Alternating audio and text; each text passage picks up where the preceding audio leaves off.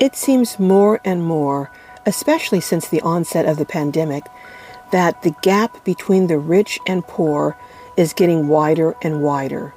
The rich are getting richer, and the poor are becoming more impoverished, with those living at or beneath the poverty line being forced to move into vans, RVs, and even cars. Seniors seem to be the ones most impacted by this development. In this video, we're going to talk about why things have gotten as bad as they are, and you're going to hear some clips from experts sharing their opinion as to why we're in the situation we're in. In a follow-up video, I'm going to share some suggestions from experts as to how we could get out of this mess. I'm also going to tell you some things I think could be done and I think should be done to help improve the situation. So come on, let's talk about this important topic. In doing research for this video, I came across a show called Democracy Now!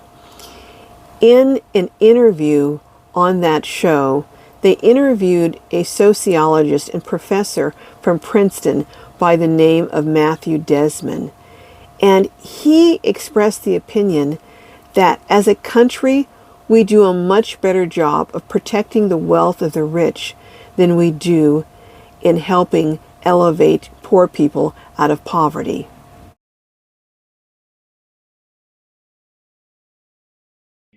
But you make the point that our country actually is subsidizing the affluent. Can you give some specifics about how that happens?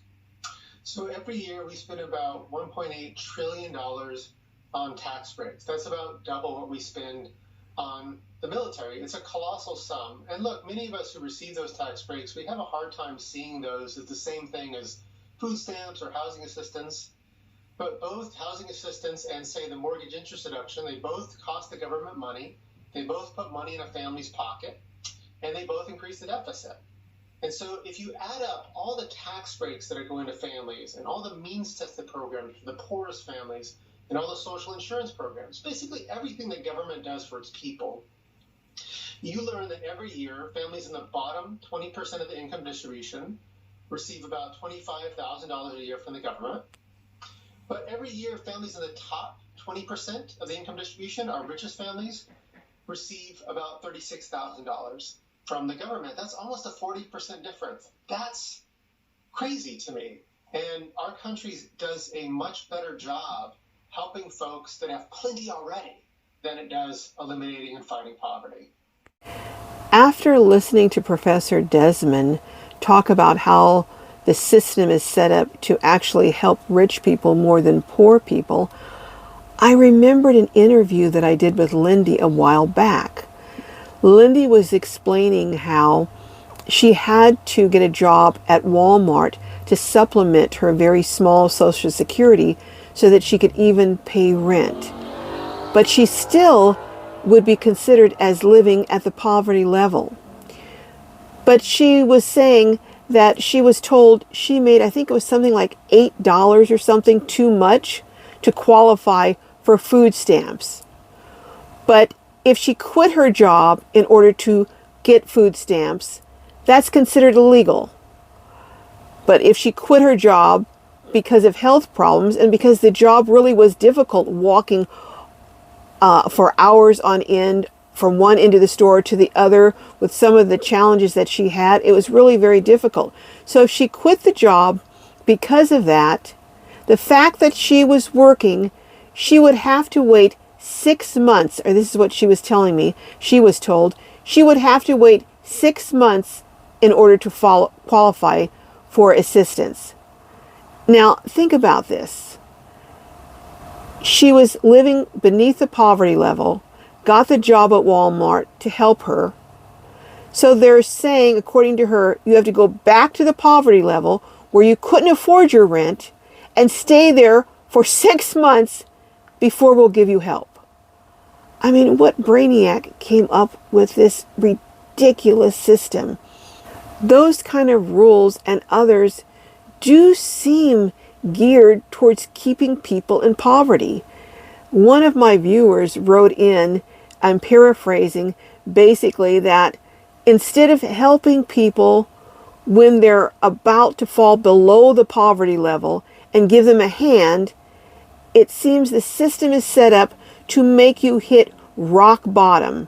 Instead of saying, hey, you're trying so hard, let's give you a hand, let's give you a boost so you don't hit rock bottom, it's like you have to be down to nothing, have no reserves, no savings, nothing, and then you'll get help. So it's like you have to stay poor in order to get help. You can't get help to raise you out of poverty. As you start to rise out of poverty, the help is snatched away. I mean, it just makes absolutely no sense. So I agree with Professor Desmond.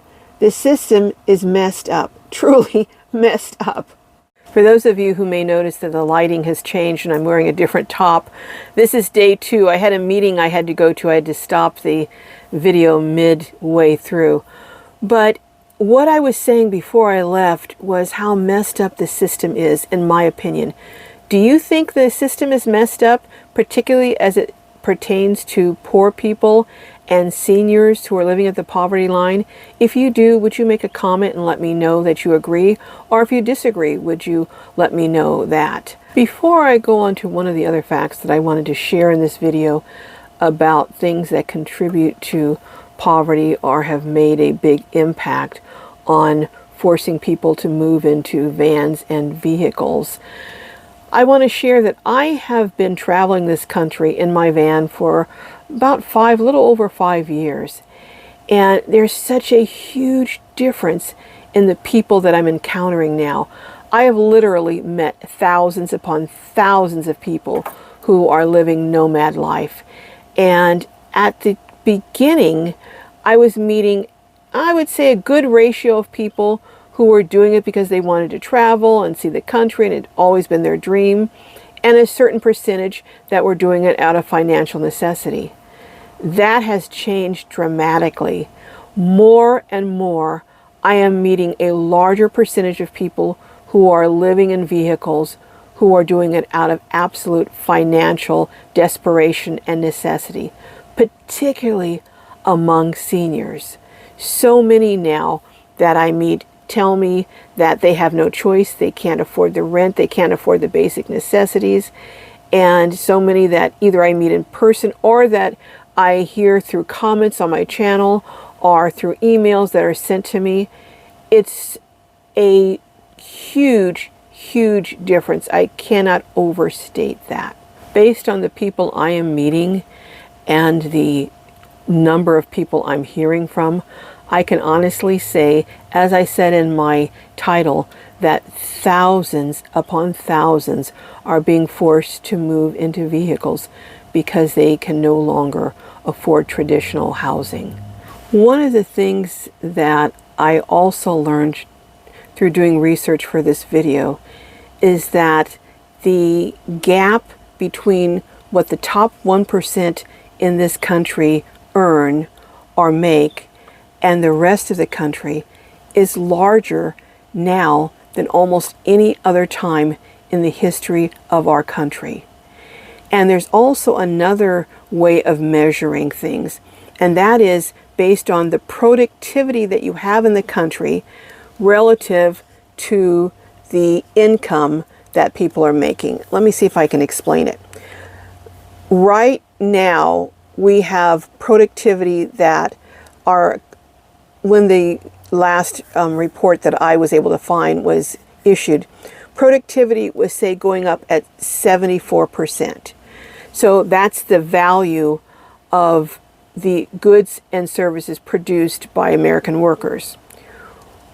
At the same time as productivity is going up, the amount of money that's being earned by what workers produce, income was only growing by 9%.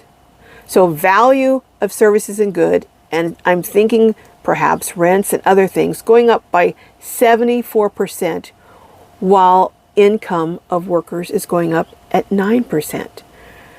So the unequal distribution there clearly is going to make the gap further and further and more difficult for workers to afford, whether it's goods, services, rent, housing.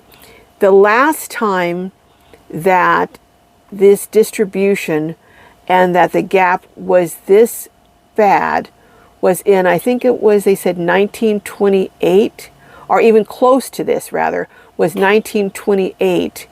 And you know what happened after that was the Depression.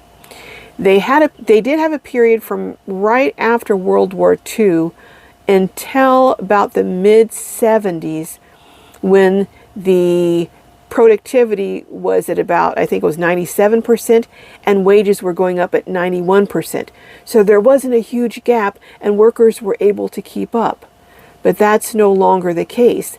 But if you also think of it as to how this impacts seniors, baby boomers around the mid-70s, when this gap started increasing, they were in, or we, because I'm a baby boomer, were in our teens, early 20s.